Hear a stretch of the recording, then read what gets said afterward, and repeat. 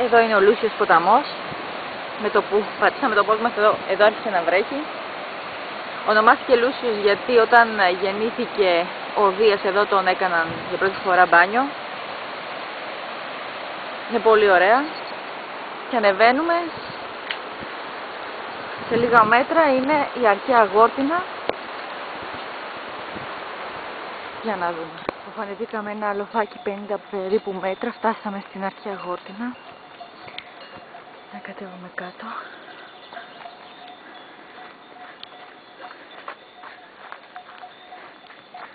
Βρέχει σήμερα. Πολύ δυνατές βροντές.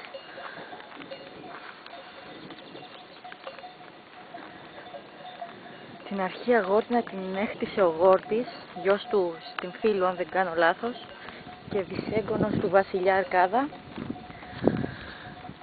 Το όνομά του το πήρε και η πόλη και ο Λούσιος ποταμός, ο οποίος από εδώ, από την αρχαία Γόρτινα, στη συμβολή του με τον Αλφιό, ονομάζεται Γορτίνιος ποταμός. Εδώ υπάρχει το ιερό του Ασκληπιού, αν δεν κάνω λάθος, αυτό εδώ. Και τα ιαματικά λουτρά, τα οποία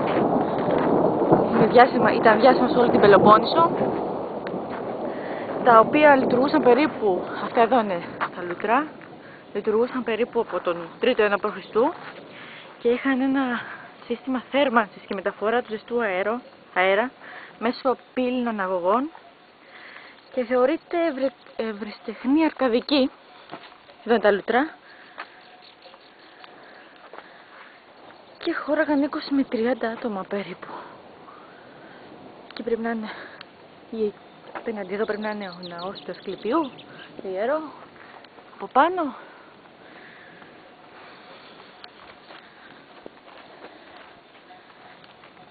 Πολύ ωραία εδώ. Εδώ ήταν το ιερό του Ασκληπιού, μακάρι να έχουμε ένα αρχαιολόγο εδώ να μας έλεγε ακριβώς τι είναι. Και να μην έβρεχε.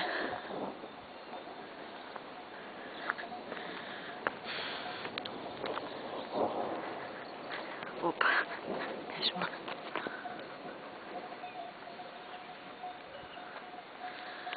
Οπ.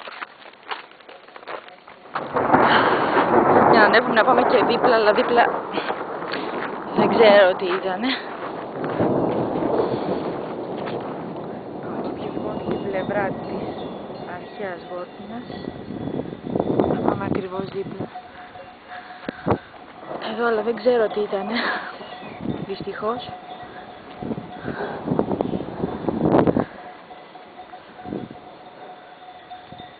Εδώ που μπορώ να κατέβω και κάτω.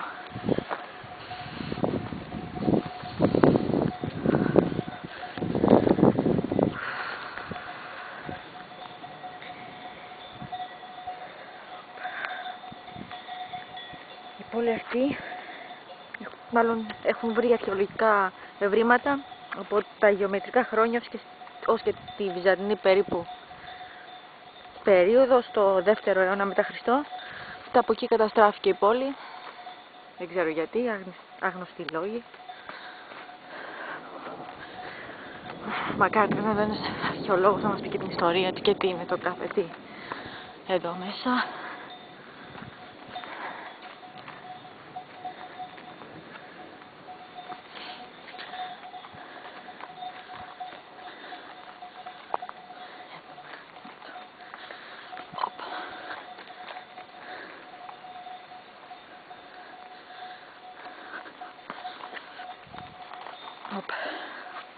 Πλευρά.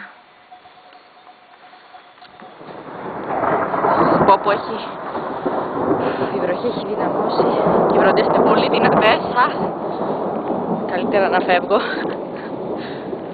Όχι, γιατί θα με ψάχνουν εδώ πέρα.